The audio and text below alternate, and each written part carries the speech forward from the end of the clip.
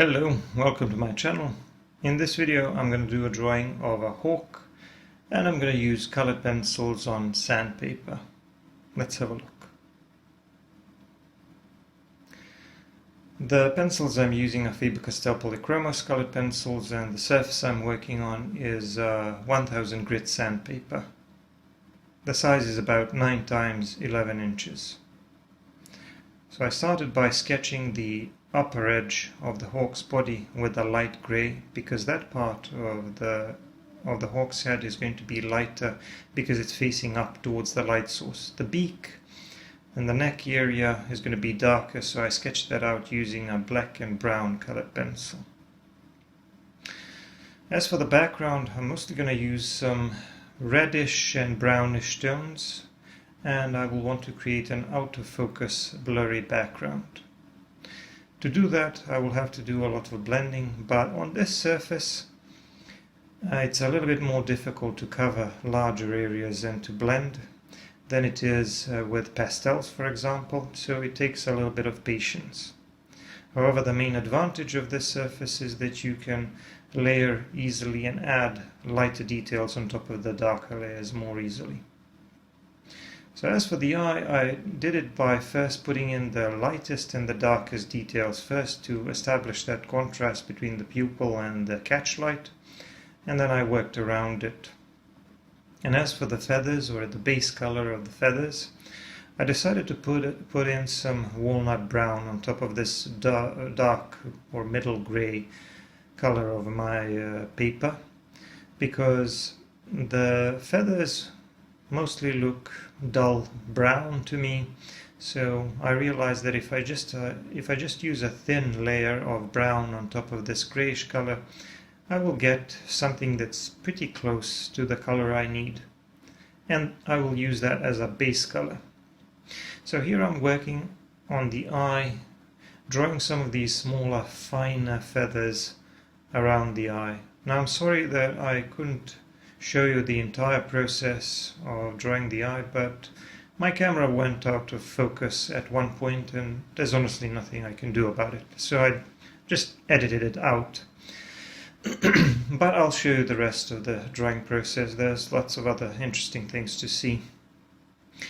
The feathers here around the eye and the beak are quite a bit shorter. They almost look like fine hairs. And this is kind of similar to when you're drawing furry animals, because on furry animals the length of the fur varies a lot depending on the part of the body, and it's usually shorter around the eyes and the snout, and then it gets longer around the neck and the chest area. Well, it's kind of similar with feathers. Here I'm drawing these very, very short feathers between the eye and the beak, and I'm using a light grey for that. By the way, I have quite a selection of light grey and grey colors in general, and that's one of the things that I like about Faber Castell Polychromos, is that here where I live I can buy them separately and they have a nice range of colors. I especially like the fact that I have a lot of these greys, warm greys, cool greys, and I'm gonna use all of those for this particular drawing. Now as for these feathers here, this is always a difficult process for me because I don't really like drawing feathers that much. I like birds. When I go through the references, when I go through the images of birds, there are usually lots of references that I would like to do, but when I actually start working on them, I always regret it for at least a little while, because feathers are pretty complex to draw. And there are ways to simplify it a little bit, but it always takes a little bit of time and focus. I do think that I am getting a little bit better at simplifying it and explaining it to the viewer. One of the things that I like to do is I like to zoom out to the reference photo or step back from my own drawing and look at it at the distance and try to notice some of the larger details. Like for example here behind the eye on this, let's call it the temple area, I noticed a couple of larger feathers which are sticking out from the rest of the bunch, so I wanted to emphasize these. And another thing that you always need to pay attention to, of course, is the overall amount of value, because you want to be able to describe the shape and the volume of the object you're drawing, or in this case the bird that I'm drawing. So I need to make sure that those parts or those feathers which are facing towards the light source are lighter, and those which are further away are darker. And here around the edge of the head, on the top of the head and the neck, the feathers are a lot lighter, and they're also a lot thinner and smaller because they're facing away from our viewpoint. But as we go down towards the eye and the angle changes, the feathers become both wider and more defined.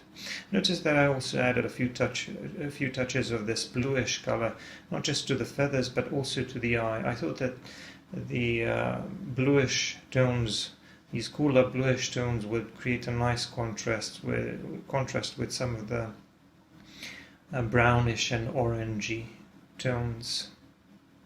So here I'm going over this edge, adding some of these smaller feathers and making sure that I have enough contrast between the background and the main subject. My approach to drawing these feathers is usually to establish the mid-tone first, which is this dull brown color that I established first, and then to put in a lighter or darker details to create some range of value and to create a bit of depth in those layers of feathers. So I can start by adding some lighter colors to define the edges of those feathers, and then I can put in some darker colors to define the shadow areas between them. I'll get to that a bit later because we have a lot of that to do on the neck and on the chest area. Right now I'm focusing on the beak.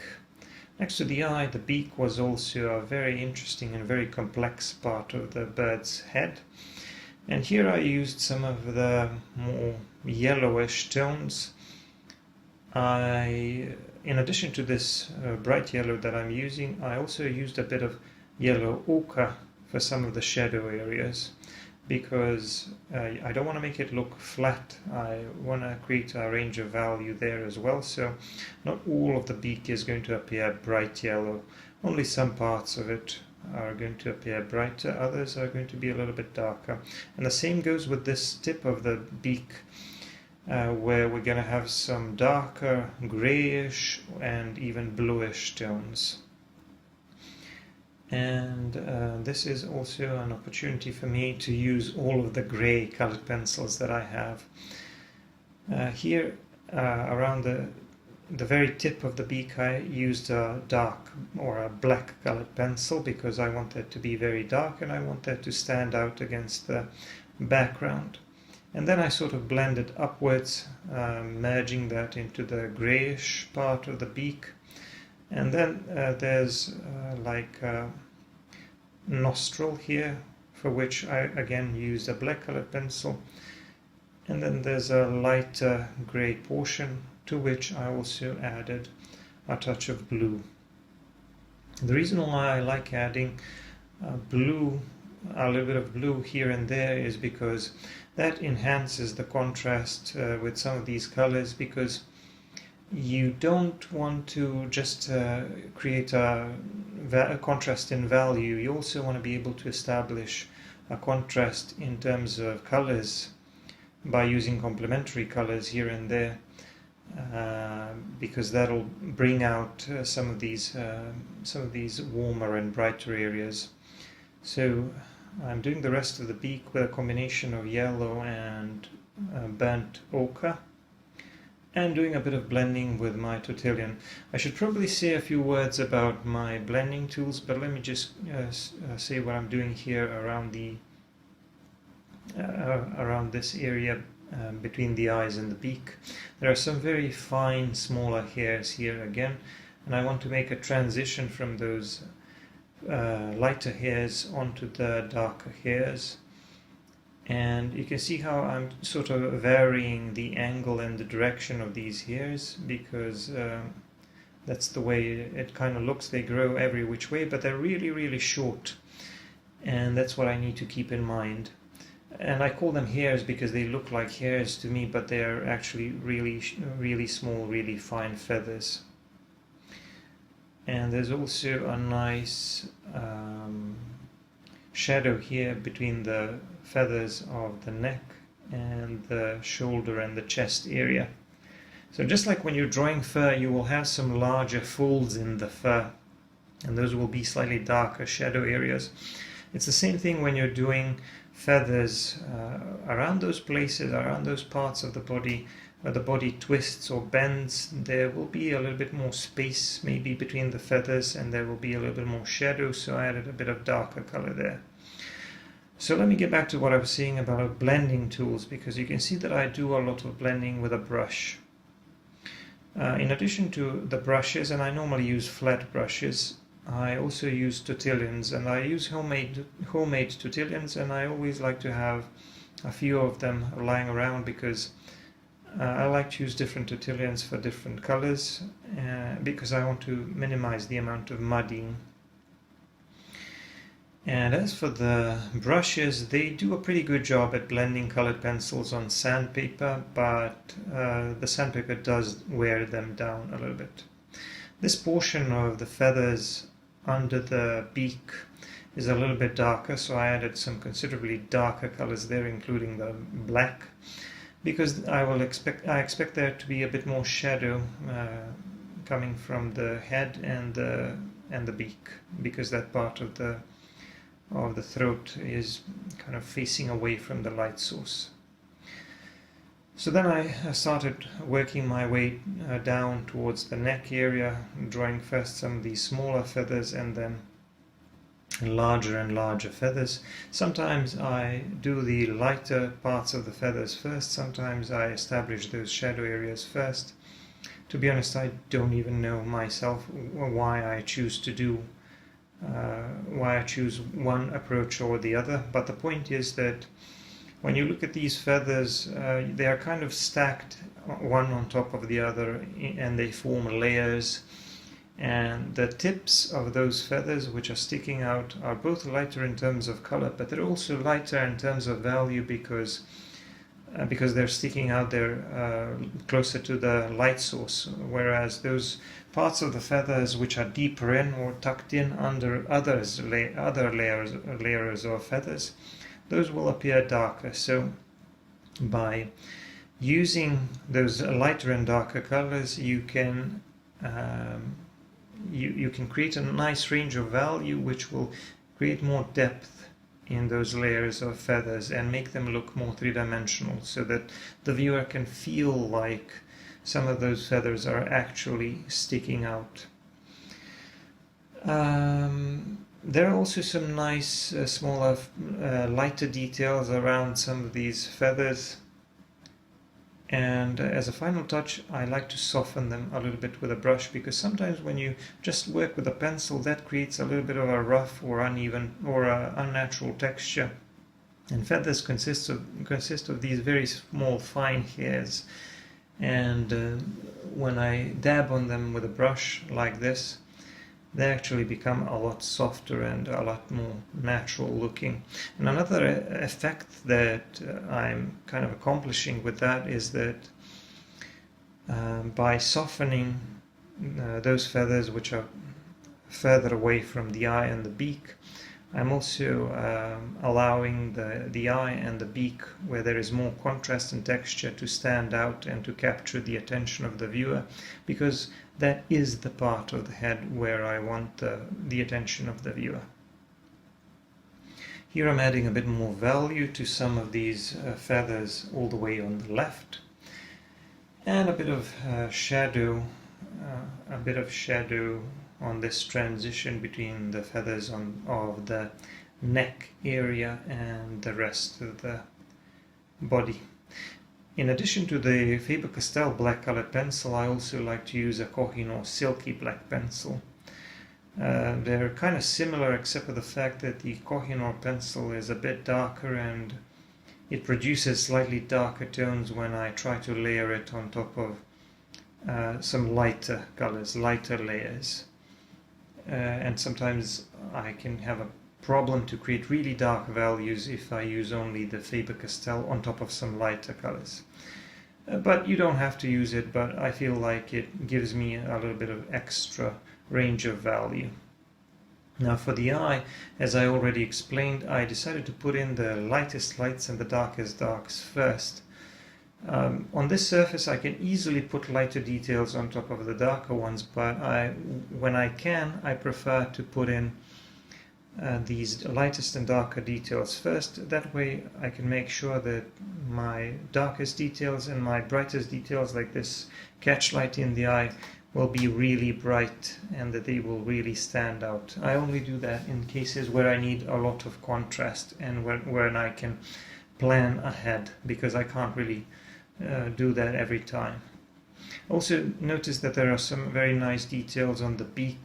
On the beak I added some lighter grey marks like scratches, because this is a bird of prey and it probably uses that beak for all kinds of things, and you would expect there to be a little bit of damage and scratches on it. Not that I'm an expert in birds, but the thing is that I do always do a little bit of research on every subject of my drawings. That doesn't mean that I'm going to become an expert in birds of prey or in anatomy of birds, but I do learn a few things here and there. Alright, so the head and the neck area is largely done, as you can see, and now I'm working my way down the shoulder area so that I can do the feathers on the rest of the body. Here I decided to use this slightly darker grey to define the lighter edges of these feathers. This grey that I'm using now is a bit lighter than the background color, the color of my paper, but it's still darker than some of the greys that I used on the top of the head. And it's very important to remember that for the shadow areas you always have to use darker colors, or at least darker colors than the ones that you used in the lighter portion of the body. As much as you you can focus on these feathers and details as much as you want, but you must never forget to define the larger relationships, because these larger contrasts are more important if you want to explain the overall shape of the subject to the viewer. And sometimes some artists like to define all of these larger relationships first. If I did that, I would have to block in all of those areas first, and I didn't really want to do that because drawing feathers for me is kind of stressful, to be honest, and I actually like to work segment by segment. So first I started working on the left side of the head and neck area, establishing the base color there, and then I put in some of the lighter details, darker details, and then I got into refining the feathers and the textures and things like that. I'm also adding a touch of bluish color to these feathers on the left, because they're a little bit lighter and they're a little bit cooler in color, and also that will further enhance the contrast between these cooler parts of the cooler colors on the feathers and the background, which is mostly warmer brownish and orangey tones. I also added a touch of green on the right to the background, but it's mostly going to be some dull brownish tones. So now I'm refining the edges of these feathers a little bit using a tortillon, and occasionally going back in and adding a few lighter details with my lighter grey pencils. This whole part of the body, or the feathers on this part of the body, which is like the upper part of the wings and the shoulder area, is kind of confusing to me, but I did my best to simplify it and to get it to look as close as possible to the original. So here I'm starting to work on the background, or the lower part of the background, and here I'm using some lighter colors. I used a bit of cinnamon colored pencil, and then I'm going to put in some brownish tones and a little bit of that reddish brown, which is a burnt sienna, which I also used at the top.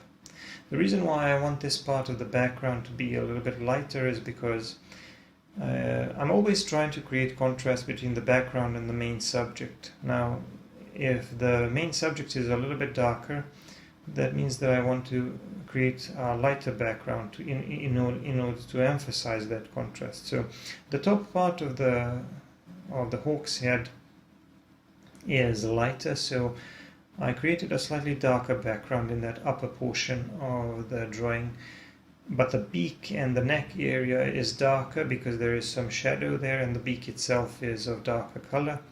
So in order for that to stand out against the background, I decided to make that lower part of the background lighter.